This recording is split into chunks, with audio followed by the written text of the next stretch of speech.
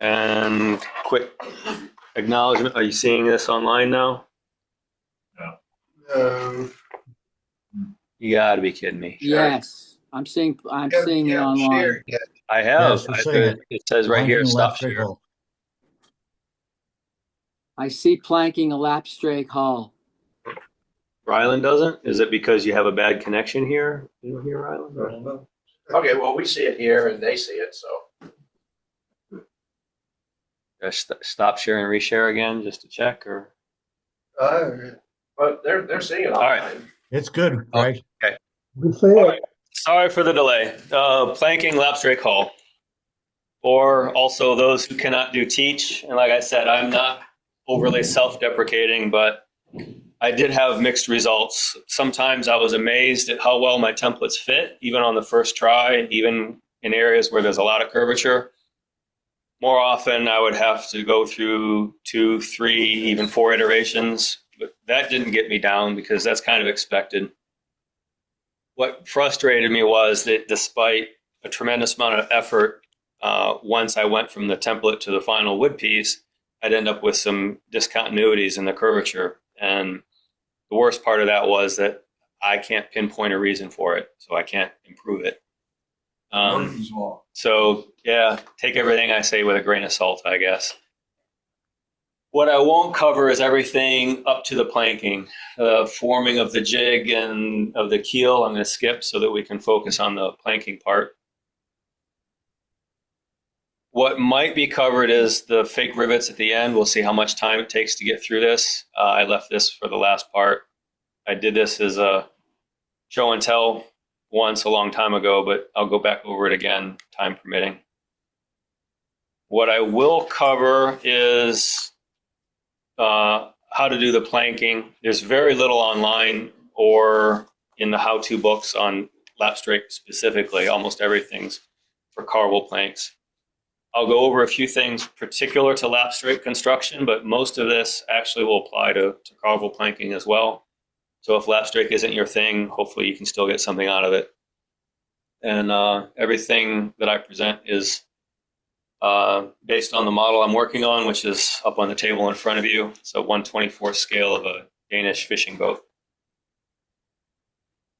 Source material is from a set of plans. The grandson of the man who built it was a curator at the Danish National Maritime Museum, and he set out and recorded all the boats that were disappearing. This happened to be one of them.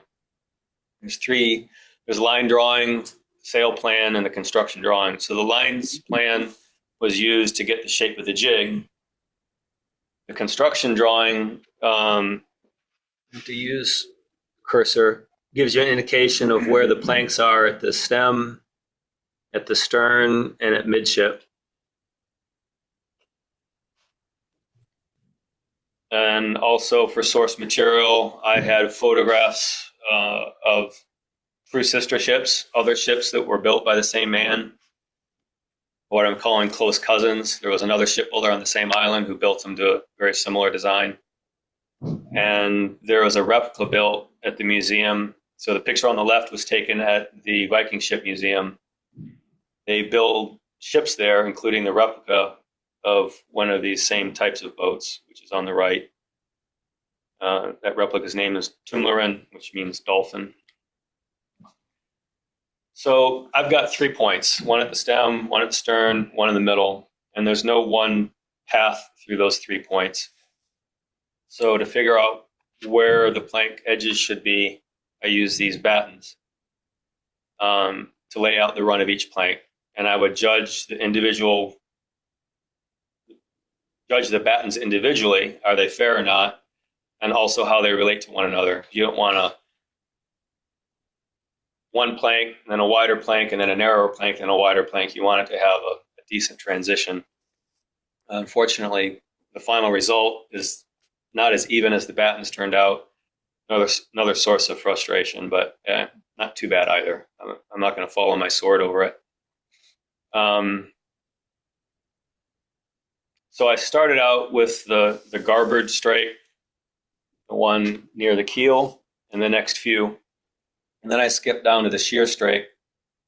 and did the next two that were adjacent to that, because it was paramount that I get the shape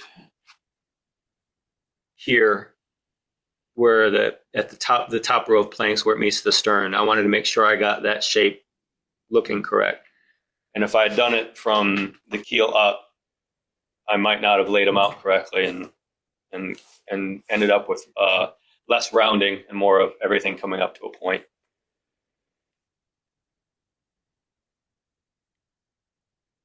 So when I started out, I was using rubber bands held by nails to hold the battens in place. You just want tension on them so you can adjust them without having to drive a pin in, because once you drive the pin in, it's harder to do. The hole there is going to drive it, pull it back to. Everyone here has drilled a hole and it's not quite in the right spot, and you try and drill it next to it, but the drill bit wants to go in where the hole was. So you can't affix it until you've got it ready. So those rubber bands, you can see the holes where the nails were here. Those rubber bands worked fine for these top three strakes because there was a lot of downward pressure. But when you get to the ones on the side here, the tension's all running along the planks and it wasn't holding them. So then I switched to just using some strips of holly, which bend really well. Just bend them right over the planks and hold it in place with those clamps. And that held it in. I could wiggle them up and down until I had them where I wanted. I missed a note. When I was at the upper stage with the rubber bands, so these holly strips won't work well with the keel in the way. The rubber bands I could put under the keel, put a little notch on the jig so that the keel doesn't have the rubber band trapped. And that way it's laying right on the battens. Fortunately, because of the bevel of the building jig, it would want to slip off. So I had to put cleats near the top of the battens or at the turn of the bilge here to keep the rubber band from falling off. Just a tip in case you want to do the same technique.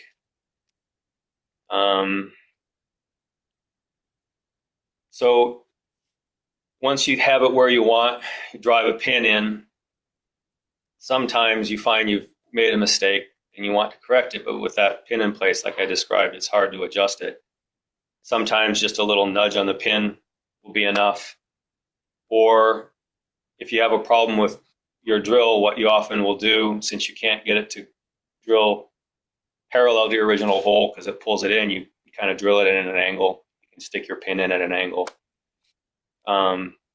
But all else fails, you might have to pull the batten off, fill in the hole with some filler, and redo it. So once I was satisfied with the set of battens at the garboard and at the shear, I filled in the middle, trying to make sure that they were nice and gradually spaced. So that's what the bow and the stern looked like when I was done. Side view.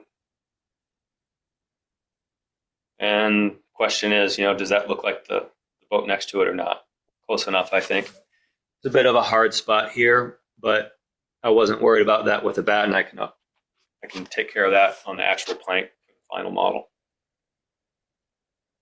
All right, so now that I've determined with the battens what the plank should look like, the question is, how do you cut the piece of wood so that when you put it on the model, it follows the same shape, has the same shape?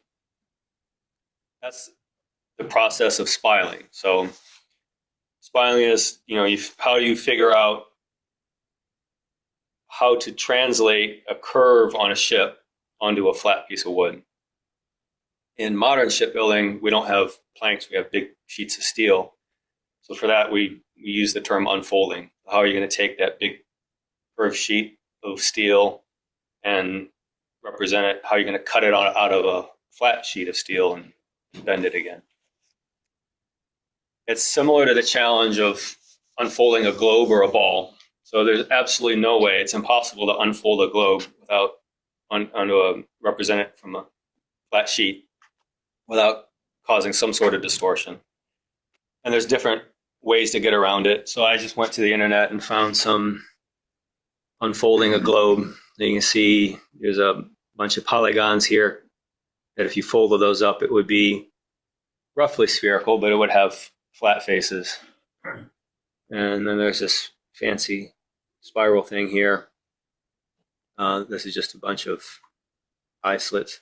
They're like longitudinal lines, or lateral lines, I mean. And then there's all kinds of different ways people make the material for forming a basketball or a soccer ball or a volleyball. They're all going to have flat faces, but you put pressure inside of it and then it becomes spherical. We're not building pressure vessels, and fortunately boat hulls aren't spherical, so we can do a little bit better than this. Why do we do it? Well, boat planks rarely have a straight edge or an even width, and if you try and plank your boat with a bunch of rectangular pieces of wood, you end up with something like that, which I think we can all agree is not quite what we're after. Fill the spaces with Bondo. Yeah, you can do that. And so we've asked, what and why, and now we ask to answer the question how. On a full-size boat, there's a couple of techniques. You can have what they call a dummy stick. So it's this rectangular piece of wood here, and you just, in this case, it's well suited to when you're doing repair. So you already have a plank above it and a plank below it. You fill in the gap with a piece of wood that's not meant to fit exactly, and then you run that dummy stick along it and trace a line for the upper plank and the bottom one. Or you can take offset. If the bottom next plank's not there, you can take an offset to where it is. And then when you lay this plank out, so it's on the hull, bent along the frames, you take it out and lay it flat, you can mark your offsets onto the wood. You cut to that line, and when you take that board and put it back, it'll fit very nicely. Another technique is to use a compass, and these pictures are reversed. You start in the lower right. You put your compass point where you want the plank edge to be, and you draw an arc onto a batten. Your compass is set to a constant distance. You don't adjust it each time. So each one of these arcs is the same radius. And if you need a little extra room, you can tack on an extra piece of wood. And then when you lay your batten flat, if you take your compass point and put it on 2 points on the arc, preferably furthest apart, and you scribe a line, the cross that you make will be the point that you originally used to mark it, or to make the arc. And then you can take a strip of wood through those points, draw a line, cut it, get a good result. So that's full scale. On a model scale, you're really doing the same thing, but a dummy stick is going to be kind of hard. You're not going to have a little 1/16 inch size dummy stick. And scribing arcs is difficult. I don't know if you ever tried to draw a 1 or 3/16 inch radius with a compass, but it just doesn't work very well. So instead, there's other slight variations that we make for model scale. But before we get into that, I'll go over some materials. I'm going to sit down so I can use the cursor. So you'll need wood strips for your battens. Okay. You'll need clamps or pins to hold your battens in place. Those pins that you saw in the earlier pictures were longer ones that I cut down or shortened and resharpened so that I could drive it all the way in so the head of the pin is up against the batten. Otherwise, the batten is just going to spring out along the length of the pin. Then you need, for taking measurements, you need paper and pencil if you want to just measure it on a piece of paper. Any strip of paper will do. You can just have a paper cutter and make up strips. This roll is something that I had in Naval Architecture 101 back in '86, and it was for some business machine that was probably out of date even then. It'll last me a lifetime, I think. Like I said, any strip of paper will do. And lead holder, we just like a mechanical pencil, but you can sharpen the point, get a nice thin mark. And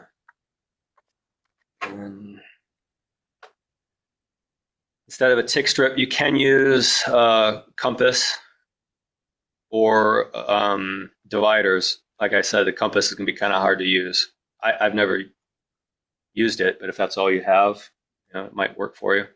You can use it like a divider without having to not actually trying to describe the arc. You can just use it like it's a divider.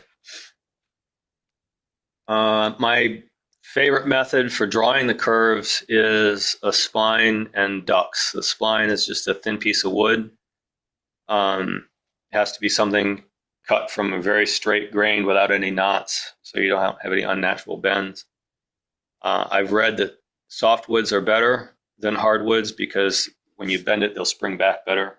They won't start to take the curvature that you bend it with. The ducts are these lead weights that hold the spline in place. They're called ducts, but they look more like whales to me. But they're extremely hard to find these days and rather expensive when you can find them. So you can just make do with ship's curves. You can find a set of basic ship's curves on Amazon for $45. And then to make your templates, you can use anything you want, but I kind of like this Bristol paper. It's got a nice smooth surface and it's relatively thick. Not about cardstock weight, basically, but without the sheen, so it's easier to draw on. You can use the Bristol paper or cardstock for your template material as well, but it doesn't quite bend the same as wood, so I would use wood where you can. Although in the pictures coming up, you'll see a lot of paper templates. Okay,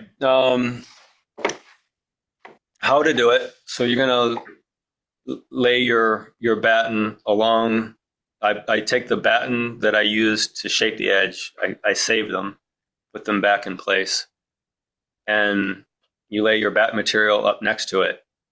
The further the edge is away from it, the more error you're going to introduce. So you can see that the batten is close to the target here in the middle, not so close at the end, and there's a long distance away here. Because of the curvature and twist, that distance is going to introduce an error. So this edge on your batten does not have to be straight. So the answer is simply to make a curved batten, and it doesn't have to be consistent. The gap between your target and the batten can vary. It's a lot easier to do this with cardstock than it is with wood. But there is an alternative. You can, instead of, I say it's easier. It's not easy. The problem is if you wanted to make a curved batten, you're using a lot more wood, right? The rectangle you cut it from is going to be larger. You'll end up wasting some. Instead of doing that, you can just piece it together. So you can see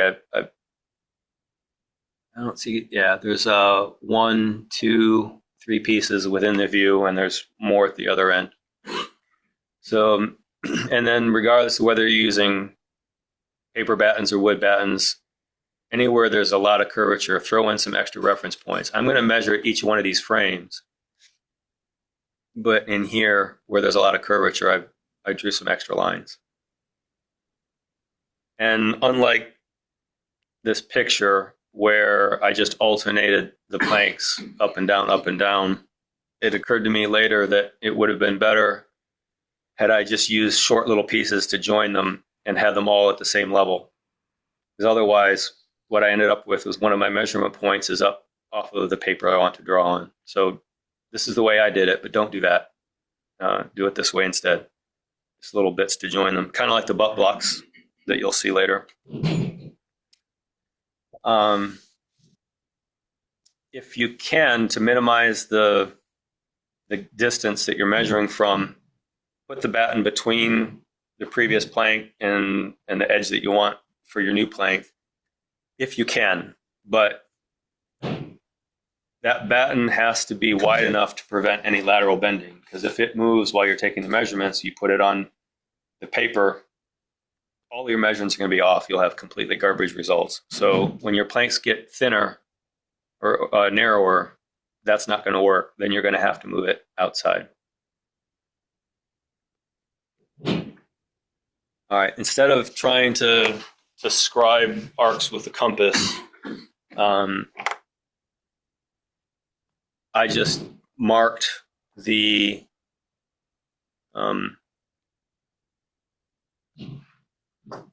position of the building jig on either side of the batten, the straight line, and all of my measurements are in that line.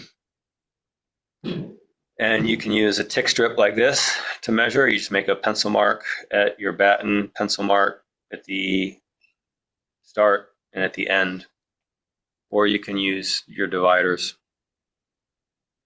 I've used both.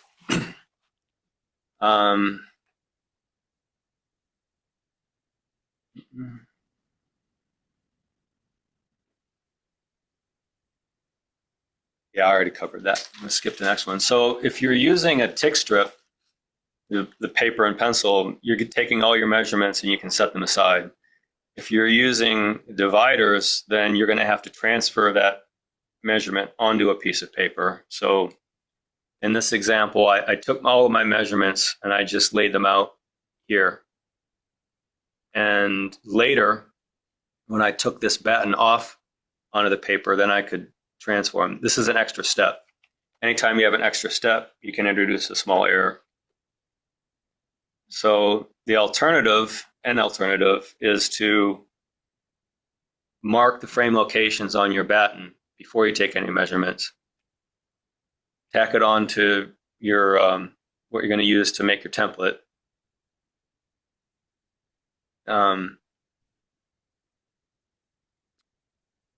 Lay out your template and then move the batten back onto the model for taking your measurements. But that is another possibility to introduce error, because if you don't put it back on the model in the exact same place it was, you're going to introduce errors there. So you can do this, and I did, but you have to be very careful to make sure the batten goes back in exactly the same spot. If you use, so you're not going to be able to use clamps to hold your batten. You're going to have to use pins, so you make sure the pin goes back in the same hole that it was before.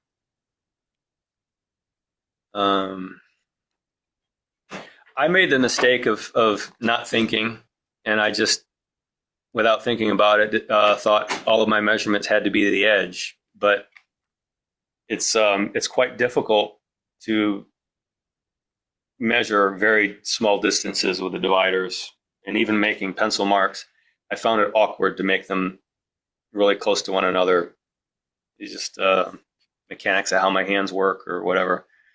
So it occurred to me later, just like the compass marks that we were showing earlier, you can measure to the middle. You just have to make sure you mark that point. So here I'm measuring, and when I took this picture, I was measuring from the edge of the batten to the edge where my plank was. This was awkward. It's easier if you measure from down here.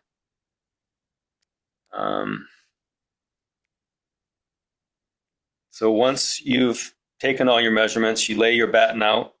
If you're using a paper batten, you can just put your straight edge along. Like I said, instead of making arcs, I just marked the direction of the frame. So the frames on the model are all parallel to one another. When you mark those on your batten and lay it out, they're no longer going to be parallel. So you just extend that line onto the material you're using for your battens, up and down. Do that at each frame mark. And if you're using wood, so this is a simulation of the wood batten piece together. If you're using wood, you can't lay your triangle on top of it. So just make a point or a short line at each one of your measurement locations. It'll look like this when you're done. And then connect the dots or connect the start of each line. Make sure you draw all your lines in the same direction, otherwise you end up screwing that up. If you measured from the middle, then you're going to have to transfer the distance from the edge of the batten to your measurement point onto there. So when you're done with that, you've got a series of lines. This is the inner and outer marks are the edges of your batten. The inner marks are where you measured from. Now you can take your tick strip and go along and lay out. This is your measurement point. That's what you measured to the bottom to the top. Do that at each location. And now you have to connect the dots. And like I said, my favorite method is to use the ducts and the spline. The ducts look like whales. I couldn't find any of these at all, not enough to use. I could find like one or two, and they wanted a princely sum for those. I had some scrap metal, so I made what I refer to as my ugly ducklings. They are rather ugly, but they work. And they're not as big, so it's easier to use at model scale. But if you don't have those, you can use ship's curves.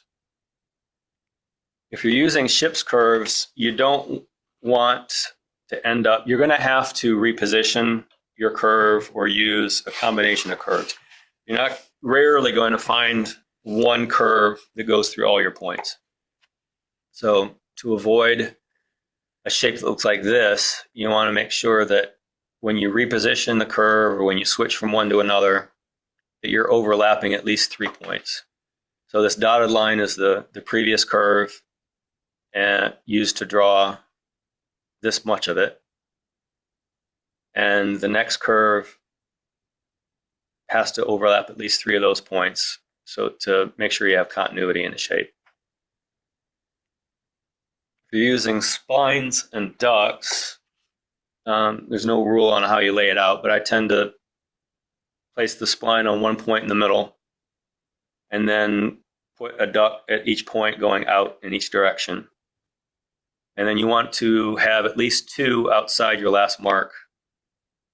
And then for adjustments, I won't say, I skipped a spot. So when you have all of these in place, if you lift up any one of the weights in the middle and that spline moves, then you don't have a fair curve.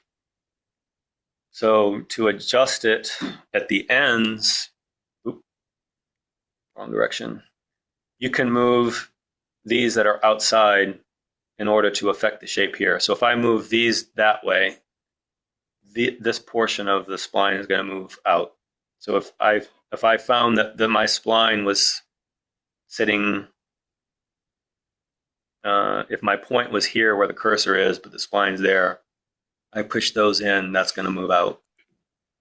And then in the interior, you can just kind of move the weights a little bit.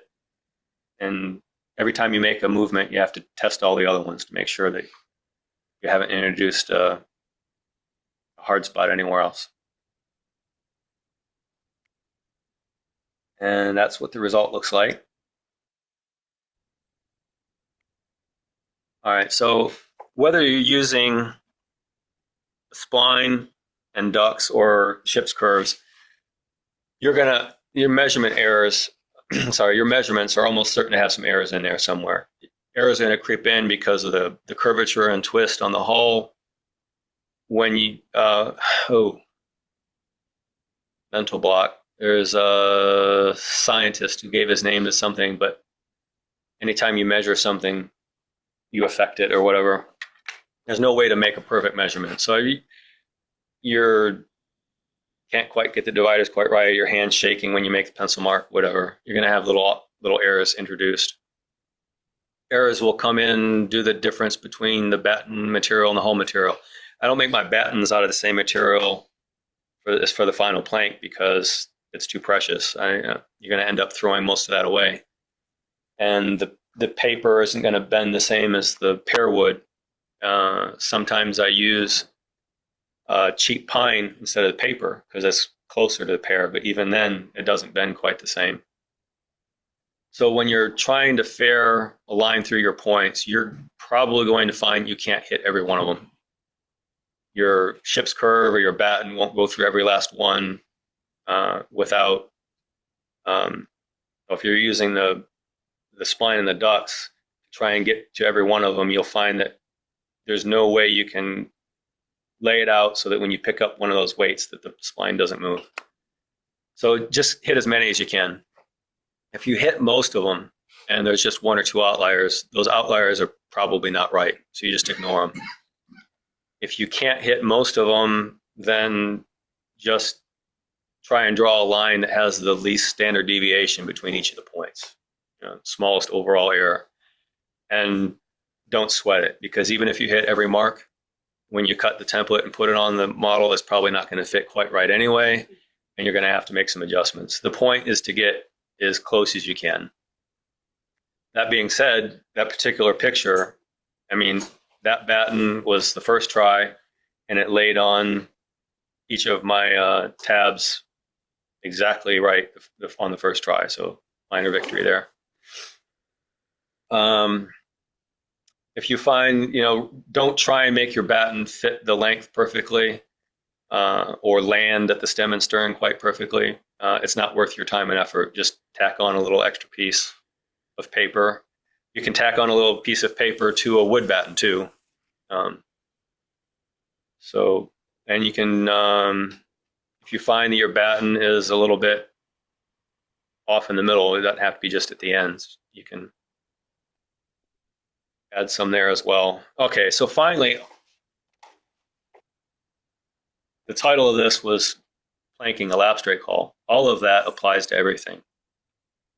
Now we get to something that's particular about lapstrake planking. Lapstrake planking, you always have an edge to butt up against, serve as your reference edge. With lapstrake, except for the garboard one that's up against the keel, you put that plank on there, it's just floating, and it is impossible to hold it in place and take measurements at the same time. So my approach, probably the obvious approach to that, was to I put my original batten in place, not the one for spiling, the one for fairing, where the true edge is supposed to go, and just glued little cleats onto the building frame at that location. So normally you're using the previous plank as your reference point. Instead, I'm using where I want the next edge to be. So it can rest up against that, and I can hold it in place and take my measurements for the overlap. If you do this, make your cleats longer than shown, because I discovered later that I wished I had had those longer so that I could put a clamp on it to hold the plank down against the frame. You'll see that later. Okay, so once you are satisfied with your template, you want to apply it to the stock you're going to actually put on your model. You got two options. You could try and make it perfect stem to stern and just scribe a line to represent the seams, or you can cut from multiple planks. I didn't think I could cut it stem to stern and get it to fit perfectly, and I would end up throwing it away and going through too many iterations and wasting the wood. So I've been making individual planks. But for that, going back to this image about overlapping 3 points to make sure that the curve is continuous. If you're making it from multiple pieces of wood, you want to cut your wood a couple frames past where you're going to actually put your seam to make sure that this transition is correct. And despite doing that, this is where I said I was frustrated at the beginning. Those who cannot do teach, because I got some bad results. Despite doing this, I still ended up with some discontinuities, but it would have been worse if I hadn't. Here's an example. I mean, that's really bad. And how it got that way, because this plank originally went all the way to where my finger is, and this one went all the way to the left, maybe even further. And since they all lying on multiple cleats of the same, they should have had the same curve. I don't know what happened. I didn't pull this. It was more than I could bear to pull all of this off and redo it. The next plank is going to hide that discontinuity viewing from the outside. On the inside, you could still see it, but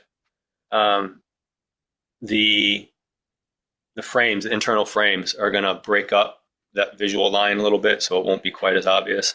And I just said, I'm leaving it that way. If you look at this later, you'll see the middle plank is missing on that current straight. It was in place, and it was so bad that I pulled it back off. I'm gonna have to redo that one. Okay.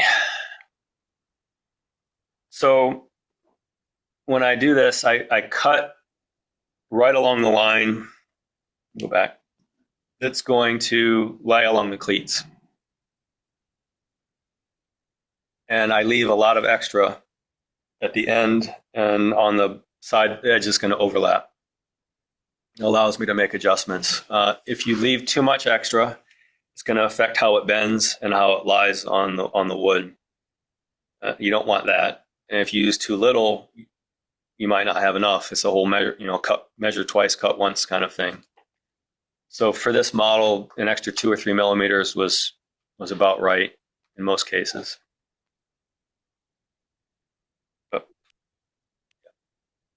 Okay, this is for the edge lying along the cleats, and usually it's going to lie really well first go, but you might find where it's not hitting quite right. You can make minor adjustments just with a fairing board. I make mine out of a strip of wood, double-sided tape, and some sandpaper. And you just run that along a high spot to cut it back. And the long, flexible wood strip kind of helps keep a fair edge as opposed to a hard block that might just flatten an edge. For larger adjustments, I either use those ugly ducklings to hold down the spline or just clamp it along the edge. Here, this is right along the edge where I don't want to affect it, but I needed to move this point in quite a bit. So I just held it with my fingers to get the right shape, used my other hand to mark a line with a pencil, and then went back and sanded it off. Once you have it lying against the cleats right, and this edge is nice and fair, you just take a piece of masking tape, lie one edge along the upper limit of where your overlap is supposed to be. Clamp your plank in place, scribe along a line along where the current edge is. And so this edge of the divider is where I scribed the line. This is where it was supposed to be. So now I know what my error is. That looks more than the 2 or 3 millimeters that I mentioned before, but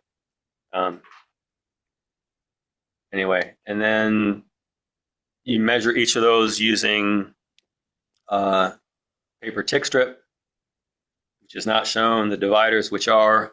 I even used a set of feeler gauges for a while. I found I could steady my hand better with a paper. Doing it on the hull, maybe it doesn't seem like it should be awkward, but I found it was. And when I was trying to draw a pencil mark for the tick strip, my hand would move and the mark wouldn't quite be in the right spot. With the dividers, it was kind of hard to adjust it just so. I found I could hold my hand steadier. I just had a little piece of wood to serve as a backstop, press that up against the hull on the line, and then adjust whichever set of feeler gauges got to the mark. And then when you take it off, you need a backstop here too. I didn't show it, but if there's something heavy behind it, you can press both the wood and the feeler gauges up against that and draw a mark. It's a bit more time consuming, but sometimes I felt it helped. Now you have all your offsets. You still have the lines on the wood representing the frame and the direction of the frame. Like I said, they're not all going to be parallel. You want to make sure you're measuring in the right direction. So those frame lines are transferred onto your stock. You measure your error offsets and then use your ship's curves or your spline and weights to create a new edge. And so I draw a line, and just like the whole, once you take it off, you can't put it back. So this new edge might not be exactly right. So creep up on it, take a little bit off at a time, put it back, remeasure. Because if you go too far, you're starting all over again. All right. So another thing that's different about lapstrake is the gains. I think if you were looking at all the pictures before, you noticed that at the bow and the stern, the planks are all flat. There's no step from one plank to the next. But in the middle there is. So that transition is called the gains. And there's no rule that I could find, but typically 20 times the plank thickness. So for me, that was about half an inch. So I cut a tool for the overlap. I don't remember what the overlap is. I think it's like 1 3/8 at full size, and scribed a line along the edge. So that's this line here, and then half an inch back through a crossing line. Take a knife and score this line so that as you're carving, it leaves a cleaner edge if you pre-score it. And you have to be careful not to go all the way through, and don't make it too deep at one end. Just do what you can. And when you're carving it, you probably get a bit of waviness in there. It's not going to be a perfect straight line. You can clean that up with a sanding block. And then once you get down enough, you'll have the edge of the gain to guide your sanding block so it doesn't wander back and forth. If you try doing all this with a sanding block, it's going to be hard to get a straight edge. All right. Now we've got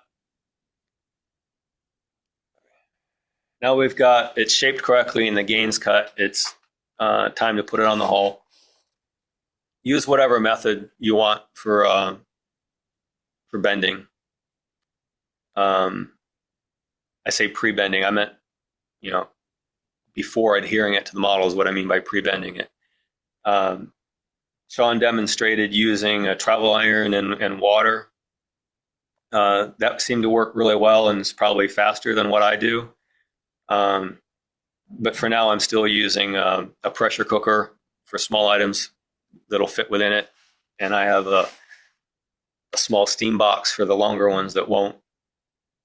I guess if there's any benefit to that, it's that I don't have to bend, fit, and then adjust. I have to bending it a little bit at a time to get it to fit. I just steam it, clamp it on the hull directly, let it dry, and it's got the shape. And then once it is dried and comes off the model, there's very little spring back. There's a little bit, but nothing that the glue's not going to hold. So those are some pieces after drying and taking off the model. When you're clamping it for drying or for pre-bending, or when you're gluing it up, these clamps that we're looking end on are clamping the overlap. But when you get to the turn of the bilge, the free edge is going to want to kind of just spring out. So these clamps, that's why I said to leave these cleats long enough that you can get the nose of your clamps on. So you can bend it down and hold it up against the jig. It's kind of like what Dave was talking about, having to curve his planks where they're around the turn of the bilge. Essentially, I'm doing the same thing here. And while the glue is setting up, one of the worst things, well, I won't say that. One of the things that can take an excellent model and make it a good model is leaving excess glue showing. So while it's gluing, setting up, use a micro chisel, a knife blade, whatever, to clean up the excess glue that you squeeze out. And using this method, so you can see that I have a screw through the keel here and here, and there's screws and pins at the ends. But you take those out and take the clamps off of the cleats, and you can pull the whole thing off while the glue's still drying and clean up the inner edges. And then return it to the jig and put all your clamps back in place because the glue hasn't set yet. So You could clean this up after, but it's gonna be a lot harder. So that's where it is, 85% complete until I pulled off that middle clamp. So now I guess it's something more like 81%. I really thought I was going to have the planking done in time for today's talk. But when I saw how bad that plank looked, I kind of got frustrated and set it aside for a while. I haven't worked on it for a couple weeks.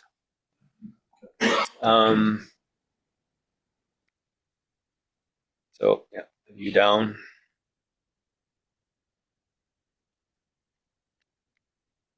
All right, so that's the end of the main presentation. Are there any questions? I didn't say so. I should have at the beginning that anyone was free to interrupt me. Actually, No. I have a question. Sure. There's two planks, when they overlap, what? In real life, an inch and a half. As it says on the plans, I can't remember. I think it was like 1 3/8. Okay, but Yep. do you taper those to make them fit better to the planks below? Yeah, you do. Not in all cases. So it depends. Let's see. Mm-hmm.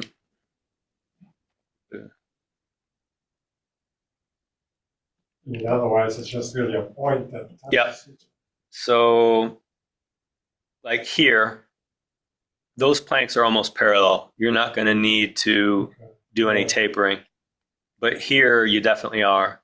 And at first, I had planned to use, put the batten for the next plank on.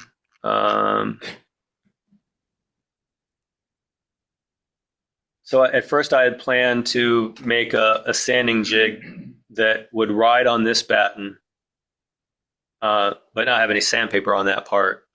And the sandpaper, as I ran it back and forth, would bevel the edge appropriate for the angle. The angle's changing along the length of the boat. So if I run it along that batten, it's continually changing. It didn't work as well as I thought it would. So in the end, I just took a sanding block and kind of did it by eye. I can't, yeah, if it wasn't quite, in some cases it wasn't quite right, and I would end up with a bit of a gap on the overlapped edge. Small gaps the glue will fill, larger gaps the glue won't. We can fix that with the Yeah. caulking.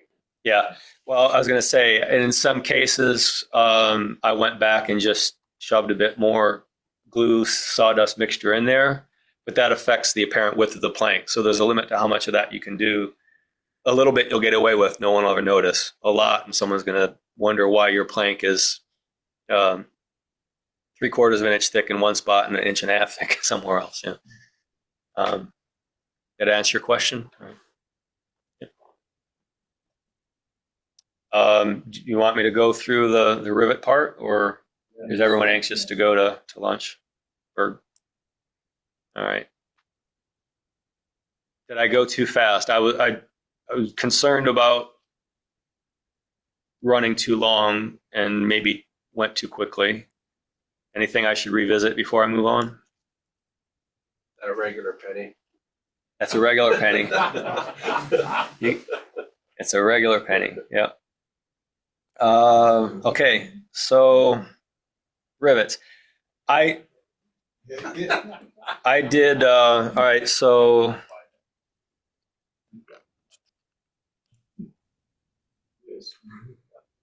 if you looked at this picture full size, unfortunately, I can't show it. The nails are quite prominent, and they're quite obviously round-headed nails, not flat ones embedded into the wood. And the pictures I showed you during show and tell, easily visible even from a distance when you're looking at the boat. So I figured if you look up close at that model, it's going to look not as realistic as it could if you didn't include any nails. So I played around with, I had some nails that would have been perfect for there was some terms. I'm going to do things a little bit out of order. Where's the, yeah. So this conical washer is called a rove. And what they do is you take a nail, drive it through, put the rove over it, snip off the end of the nail, and then there's one guy on the outside holding just a metal weight up against the head of the nail, so that as the guy on the inside is banging away at the snipped off tip of the nail, he's not driving the nail back out. And as he hits it, it's soft copper, and it just kind of mushrooms around the rove, forming a cold formed rivet.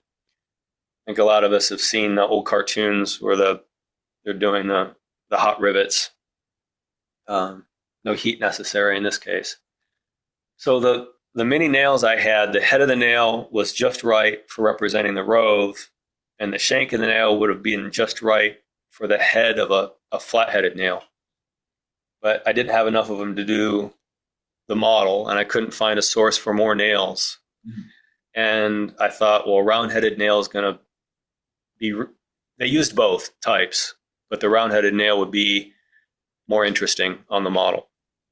So I found, there was also, I did find a source of rivets. I take back what I said about not being able to find a source, but it was going to cost me like $500 in rivets. And I figured I'm despite what Gene says about it just being a hobby and money doesn't matter, I didn't think my wife would agree. So after searching, I found this technique. Can't remember the guy's name. There's a guy who makes rope walks and other tools. It's usually out of like a clear plastic. He's in Russia or some Eastern European country. Yeah, that one. So I found this on his website, but he attributes it to someone else, a guy named Michael Resverny. So I think I have it.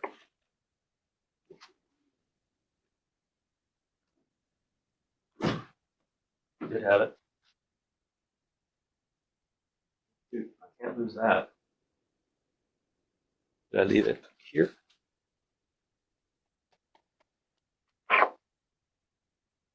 Oh, shoot.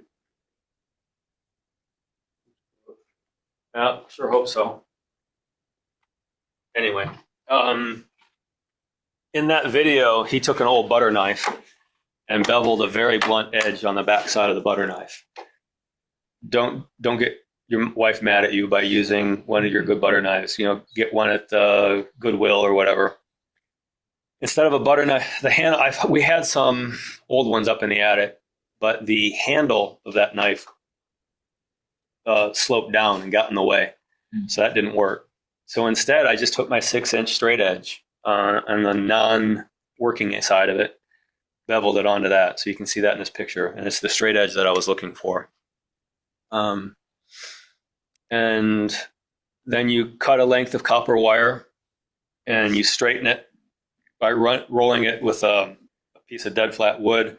I later discovered that the flat side of my straight edge will work pretty well as well. And you take that blunt edge and you just roll it back and forth over the wire. And as you roll it back and forth, the copper kind of mushrooms out and eventually it'll separate and form, doesn't look quite as nice as this, is it more of a conical shape. The trick is using the right amount of pressure. Too little and that blade just kind of wanders and you end up putting a spiral indentation along it. Too much and the wire just bends, or it separates too easy, too early, and you don't get the amount of crowning that you wanted. But it doesn't take long to get it right. In that video, if you see it, he takes a longer piece of wire, and when he makes his first cut, he's got his first nail. And then he cuts a longer piece here. This is where his edge would go for the next one. And then if he cuts it in the middle, he makes 2. Cuts it again, and it makes 2 more. And then you get to the end, and you're just left with a piece.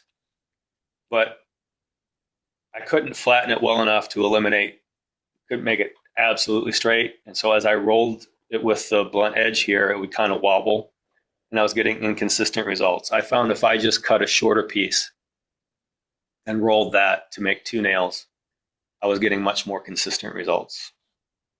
But the results do vary. So I measure each one and toss it if it's not within 5 or 10% of my target. So they're reasonably consistent. You're an engineer, aren't you? Yeah, sort of. Kind of, sort of. I don't claim to be an engineer anymore. So why is this no longer working?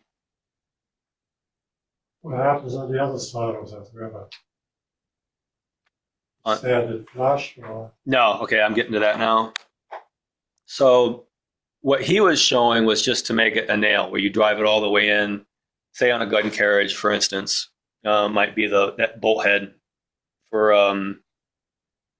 the strap over a trunnion or something.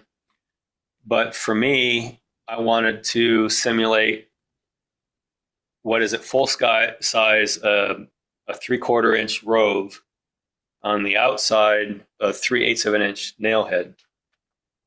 So the solution is to drive them in opposite directions on the plank before you bend it, when it's still nice and flat, and obviously before you put it on the model. So here's 2 planks. This one comes first. Drive the nail heads in this way, drive the rove heads in that way, cut them off and sand it flush. Repeat that, put that on the model.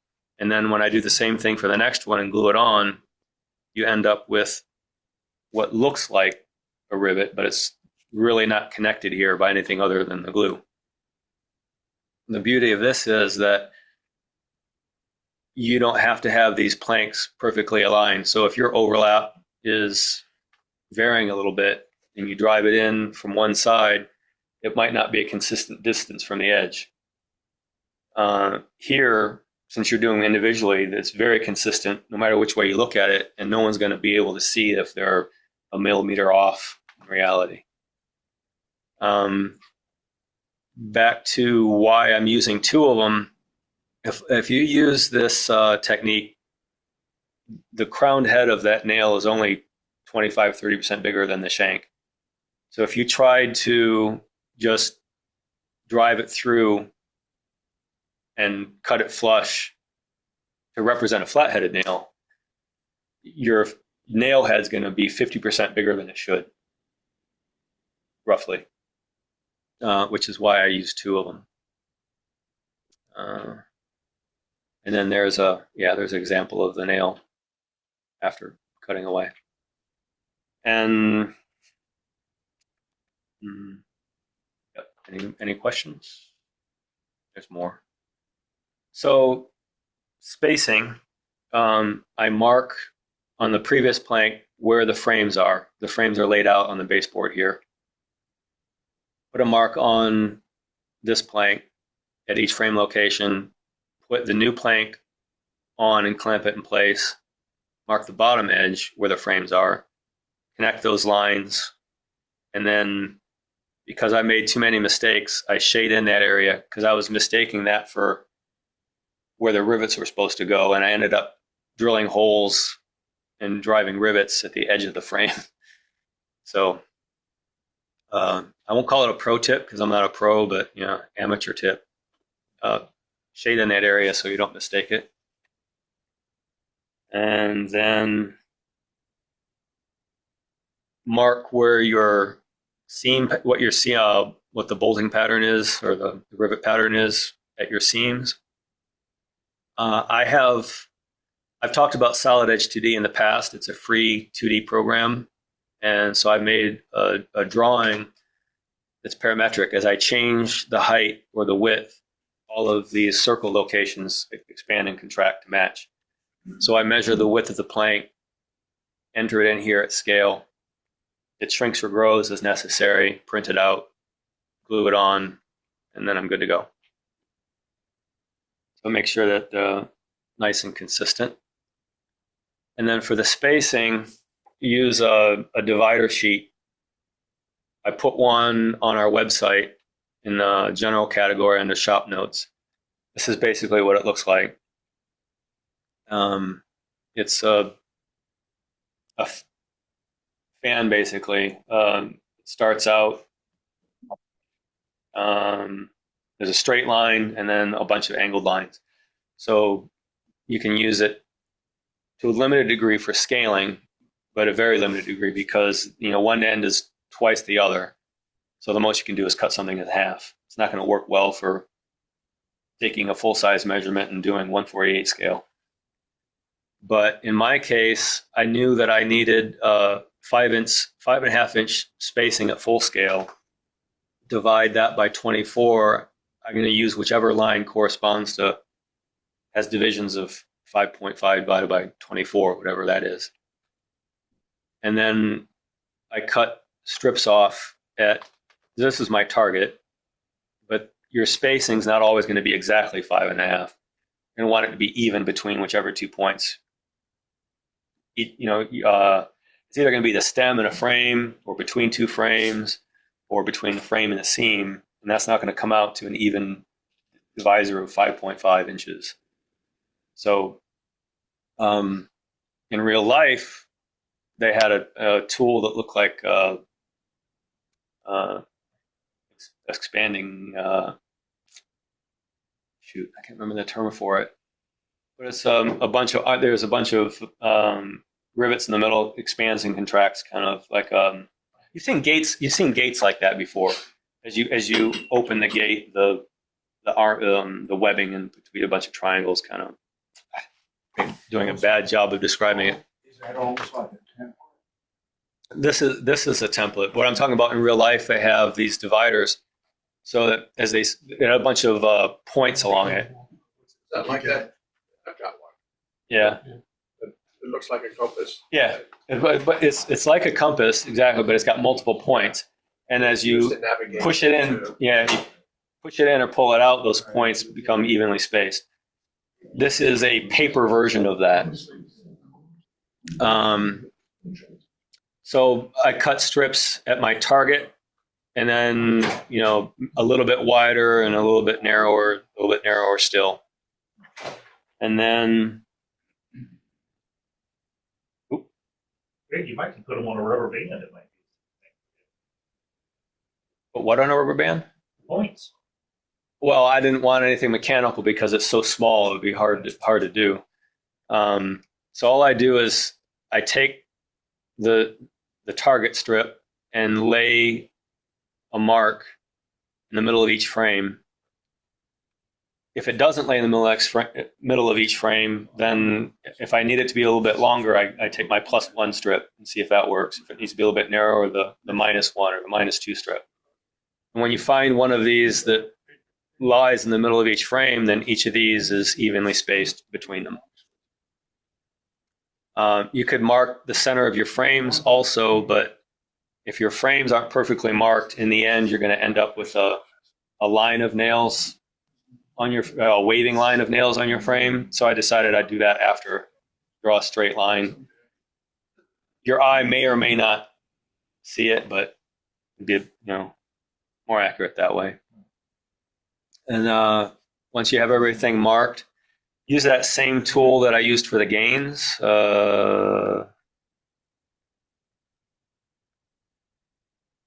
Here to mark the overlap along the length of it, or maybe better, make a different tool that's half the overlap. I'll explain why in just a second. So I'm using that tool to each one of those places where I made a mark using the divider sheet. I make a cross mark for the overlap. And then I just placed my drilling locations by eye. It's so small, I could accurately enough with the head of a pin make a little mark halfway along the line. If you want to make your tool to be half the overlap, then you don't have to eyeball it. It's up to you. I think it was easy enough to do by eye. And then drill tight clearance holes. You want to make sure the nail's not loose in there. Drill draw it too large and the nail's going to fall out. Make it too small, these nails bend really easily, especially the smaller ones. Get yourself a good set of index drills and you'll be able to find the right one. Another amateur tip, I launched a lot of nails across the room by trying to pick them up with the forceps. Forceps have a very small tip, and that little serration, if it's going to end up as you squeeze it just flying. And these things are time consuming to make. So use a pair of blunt tweezers to pick it up, put it in your hand. The fold of your hand will allow you to grab it with the forceps well past the nose. And then you can clamp down the forceps and it'll be secure and not on the other end of the room. Maybe that's obvious, but I thought I would save maybe one person this frustration of losing a lot of their nails. And then when you're driving it, you need it in forceps to have enough pressure. Try to use tweezers. The tweezers are just going to slip along it. If you hold your forceps too close to the handle end, unless you have very steady hands, you're going to end up twisting the nail. So use your index finger close to the tip to apply the pressure downward, and you won't have the torque motion to bend the nail over. And then just a little bit of practice, you can unlock them just with twisting your thumb and other finger. There's no way you're going to drive. If you tried cutting your nail actual length, there's no way you could drive it. This is one that I had to pull out for some reason. It's only a millimeter and 1.2 millimeters long. If you try and grab it with the forceps on the head, one, it's conical. It's just going to flip out and fly across the room because you're not grabbing on a good surface. And two, you're going to crush the head of it. And the forceps are wider than the nail is long, so you're not going to grip it there either. All right, what glue to use? Most of you are going to use CA. I was afraid to use CA because I thought I wouldn't have enough working time primarily. The benefits of high glue are supposedly, I haven't gotten to the finishing part yet, but I'm counting on it. Supposedly it's transparent to stains and finishes. So if I put a stain on there or a clear finish, it won't have a different color or sheen. But if you use PVA or CA, I think it seals it. You're going to end up having you're going to have a problem there perhaps. So hopefully this helps with that. PVA wood glue is reversible. I think everyone knows with some heat and some water you can undo it, but this probably a bit more so even. And wood glue, you have to get all the old stuff out, probably sand down a bit into it because it doesn't want to stick to itself so well. This stuff does. That helps as well. I mentioned at the beginning working time. I didn't think I'd be able to work quickly enough to use CA. And when I use it, it gets everywhere. I mean, I'm not good with the stuff. It goes everywhere I don't want it to and everywhere it does. And then it's easy to clean up, just water. I said a pro was the long working time. A con is the long working time. It's an overnight setup or 24 hours even before you're ready to really move on. And it doesn't bond as well to the brass or the copper as CA would, but I think it probably bonds well enough. So. All right, so you put your nails part way in, and maybe I'm going into too much detail. Apologize if I am. Coat the shank with the glue and push it through. Most of it's going to get squeezed out, but when you push it through, some of it's going to get drawn into that hole to help hold it and fill up the gap. And then on the nail side, wipe it as clean as you can with your finger or a soft cloth, but not a wet one because the water is going to weaken the glue. You can't thin it. It's pretty thick, but you don't want to thin it. You can clean it up as much as you want with a knife or a scraper or whatever while it's still pretty wet. But once it starts tacking up, if you try and scrape it, you'll actually it'll become gummy like rubber cement. You'll end up pulling the glue out from underneath the nail head or from within the hole. So once it starts getting to that rubber cement kind of stage, stop working it, because you'll end up weakening the joint. So, maybe you do 4 or 8 nails at a time and clean up nice and good. That'll give you, before it gets gummy. It gets gummy quick, but it takes longer to fully cure. And if you wipe it really clean, even just with your thumb, whatever's left is just going to be that sheen. Number 11 blade will clean it up pretty easily after it's fully dried. But if you leave it thick, like on the left, it's going to be really hard to clean up. But after a bunch of scraping and whatnot, this piece became that. You see, the glue didn't stain the wood at all. I don't know if is that a problem with CA. Does it kind of stain wood? Well, it'll if it's left natural, it could. Yeah. On the backside, you're likely to get some tear out, especially the copper is going to have kind of a chisel point where you cut it. Amount of that chisel varies. You can clean it up a little bit. I usually didn't bother, but you're going to end up with a tear out, that whole widened hole on the backside. So I just glob on a bunch of glue on the backside, let it crown like this. You don't want to starve the joint. And then when you're done, when it dries, you can just snip off the copper nail. I used to try and use the snippers to get some of the glue as well, but occasionally I would end up pulling the nail through doing that.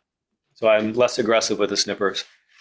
And then I just use a coarse file, a finer file, and then some medium grit sandpaper to sand down the back edge. What's the thickness of the plate?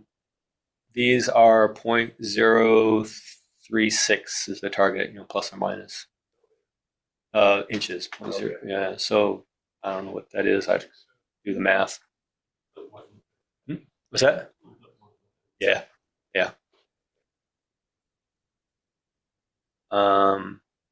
So you can see that when you zoom in, you can see where the wire snapped as it finally broke, and the fact that these are conical where you really want them to be rounded. You can try and round them off at any stage. You can hold them with forceps and try and do it, but it's easier when it's already in the piece of wood. I just take a needle file and hit the top of it. It's a little bit awkward with the other ones in the way, but you can work around the perimeter of it and get rid of the conical top. So these are ones that haven't been done yet. They don't look right, like little cone hats sticking up. This is one that's been rounded off, and that is very much in scale and inappropriate. And that's it. That's the bird for that. Pardon? A bird, it's conical. Yeah. Just put it on the end of your. Yep. Whatever. If you've got one, I don't, but that would be a good solution. Alrighty.